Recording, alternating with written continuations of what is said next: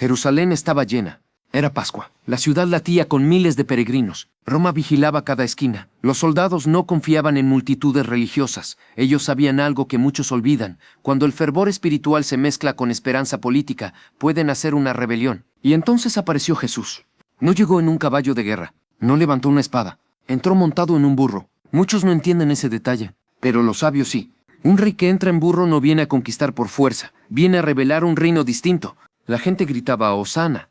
Extendían mantos, agitaban ramas, lo llamaban hijo de David, lo llamaban rey, y sin saberlo estaban firmando su sentencia, porque Roma tolera profetas, pero no tolera reyes. Al día siguiente ocurrió algo que pocos predican con profundidad. Jesús entró al templo, el corazón espiritual de Israel, y lo que vio no fue oración, fue negocio, mesas de cambio de dinero, sacrificios convertidos en mercancía, la fe usada como instrumento de control. Muchos creen que Jesús fue siempre suave, pero aquel día no fue suave. Volcó mesas, expulsó comerciantes, denunció corrupción. No fue un acto impulsivo, fue una confrontación directa contra el sistema religioso. Y debes entender algo.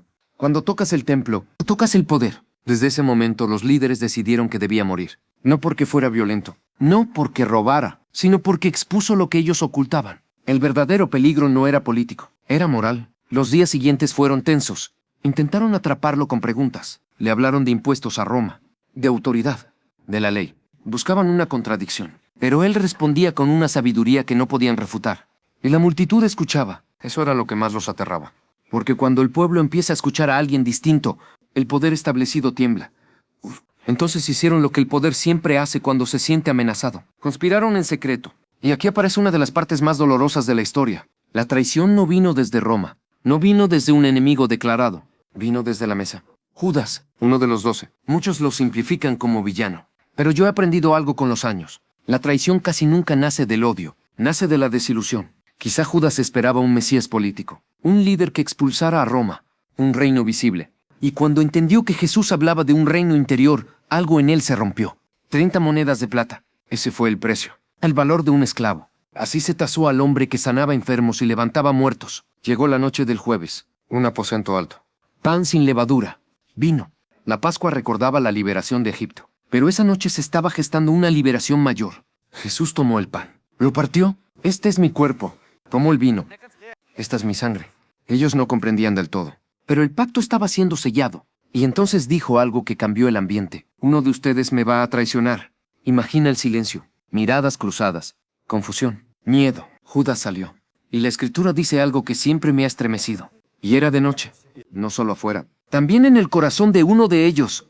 Después fueron a un jardín. Getsemaní. Aquí la historia deja de ser pública y se vuelve íntima. He leído muchas veces ese pasaje. Y cada vez descubro algo nuevo. Jesús no estaba sereno como mármol. Estaba angustiado. Oró con intensidad. Padre, si es posible, pasa de mí esta copa. Ahí vemos al hombre. No al símbolo. No al mito. Al hombre. El peso no era solo físico. Era espiritual. Sabía lo que venía. Y aún así, terminó su oración con palabras que revelan la esencia de su misión. Que no se haga mi voluntad, sino la tuya. Ahí, en la oscuridad del jardín, la cruz fue aceptada antes de ser cargada. Las antorchas se acercaron. Soldados romanos. Guardias del templo. Y al frente, Judas. Un beso. No un golpe. No un grito. Un beso. Así fue identificado. He meditado mucho en eso. El gesto de afecto se convirtió en señal de captura. Jesús no huyó. No llamó legiones de ángeles. Se dejó arrestar. Porque esta no era una tragedia inesperada. Era una entrega voluntaria. Lo llevaron ante el consejo religioso. Testigos falsos. Acusaciones forzadas. Lo acusaron de blasfemia. Pero ellos no podían ejecutarlo. Necesitaban a Roma. Y ahí, ante Poncio Pilato, la historia tomó un giro político. Pilato no encontró culpa. Lo sabía. Pero también sabía que una revuelta en Pascua podría costarle el cargo. Y el poder rara vez arriesga su posición por justicia. La multitud, manipulada, comenzó a gritar. «¡Crucifícalo! ¿Recuerdas el Hosana? Ahora era condena». Así es la multitud cuando no comprende el tipo de rey que tiene delante. Pilato se lavó las manos. Un gesto simbólico. Pero la responsabilidad no se lava con agua. Y allí terminó la primera parte de la semana. Con un inocente condenado. Con discípulos confundidos. Con líderes satisfechos. Y con un cielo que parecía guardar silencio. Pero créeme, el silencio de Dios nunca significa ausencia. Significa que algo más grande está por revelarse. Cuando un hombre es condenado injustamente, el cielo parece guardar silencio. Pero he aprendido algo a lo largo de los años. El silencio de Dios nunca es vacío. Es preparación. Después del juicio vino la flagelación. Muchos hablan de la cruz, pero pocos comprenden lo que significaba una flagelación romana. No era simbólica, no era ligera. Era diseñada para quebrar el cuerpo antes de la ejecución. El látigo llevaba fragmentos de hueso y metal. Cada golpe arrancaba piel. Cada golpe debilitaba músculos. No era solo castigo, era humillación pública. Y mientras lo golpeaban, los soldados se burlaban. Le colocaron una corona de espinas, no para honrarlo, sino para ridiculizarlo. Salve, rey de los judíos.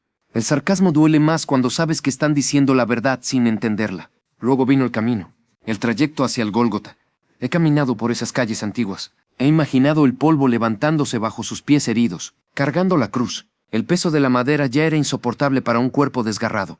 Cayó, se levantó, cayó otra vez. La multitud observaba. Algunos lloraban, otros insultaban. Pero quiero que entiendas algo que muchos pasan por alto. No era la madera lo más pesado, era el significado. Llegaron al lugar llamado Gólgota, el lugar de la calavera. Allí lo clavaron, clavos atravesando manos y pies. La cruz se levantó, entre dos criminales, el inocente colocado en medio de culpables. Siempre me ha impresionado ese detalle. La humanidad representada a ambos lados, y en el centro el único que no merecía estar allí. Las horas pasaron lentamente. El sol ardía, la sangre descendía por la madera. Algunos líderes religiosos se burlaban desde abajo. Si eres el Hijo de Dios, baja. Pero el verdadero poder no estaba en bajar de la cruz, estaba en permanecer en ella. En medio del dolor, pronunció palabras que revelan su esencia. Padre, perdónalos. He meditado mucho en eso. No pidió juicio inmediato, no pidió venganza, pidió perdón. Y luego, cuando todo parecía consumirse en derrota, dijo una frase que los sabios jamás olvidamos. Consumado es. No dijo estoy derrotado, dijo está terminado. La obra estaba completa. El propósito cumplido. Y entonces entregó el espíritu. El cielo se oscureció. La tierra tembló. El velo del templo se rasgó de arriba abajo. Ese detalle es crucial. No fue rasgado desde abajo por manos humanas. Fue rasgado desde arriba, como si el mismo cielo estuviera declarando que el acceso ya no estaba cerrado. Lo bajaron de la cruz. Un cuerpo sin vida, sangre seca, silencio pesado. Lo colocaron en una tumba prestada. Una piedra enorme selló la entrada, y soldados romanos fueron asignados para vigilar, porque incluso muerto les generaba temor. Y aquí comienza el día que menos se predica. El sábado, el día del silencio. Los discípulos estaban escondidos, con miedo, con culpa, con vergüenza. Pedro recordaba su negación. Los demás recordaban su huida. Todo lo que habían creído parecía haberse derrumbado. He reflexionado muchas veces sobre ese sábado. Es el día entre la promesa y el cumplimiento, entre el dolor y la respuesta. Es el día que todos nosotros conocemos bien, cuando parece que Dios no actúa, cuando parece que el cielo está cerrado. Pero el sábado no es el final, es el intervalo. Y entonces llegó el amanecer del domingo. Las mujeres caminaron hacia la tumba. No iban con esperanza, iban con especias. Iban a terminar un funeral. Pero cuando llegaron, la piedra estaba removida. La tumba estaba vacía, el cuerpo no estaba. Ahora escucha bien esto. Si la historia hubiera terminado en la cruz, habría sido una tragedia noble. Pero la tumba vacía cambió todo. El miedo comenzó a transformarse en asombro. Los discípulos que estaban escondidos empezaron a proclamar.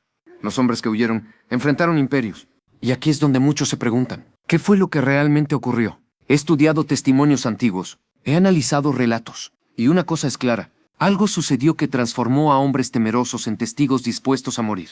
La resurrección no fue solo un evento espiritual, fue el punto de quiebre de la historia. Desde entonces, imperios han caído, reyes han desaparecido, civilizaciones han cambiado. Pero aquella semana sigue siendo recordada porque no fue simplemente la muerte de un hombre, fue la revelación de un reino diferente. Un reino que no se impone con espada. Un reino que vence a través del sacrificio. Un reino donde el perdón tiene más poder que la violencia. Y he aprendido algo en todos estos años de estudio y contemplación. La Semana Santa no es solo memoria histórica, es espejo. Cada uno de nosotros ha gritado Hosana alguna vez. Y también ha dudado en momentos difíciles. Cada uno conoce su propio viernes y su propio sábado de silencio. Pero la historia nos enseña algo profundo. Después del sábado, siempre llega el domingo. Y la tumba nunca tiene la última palabra.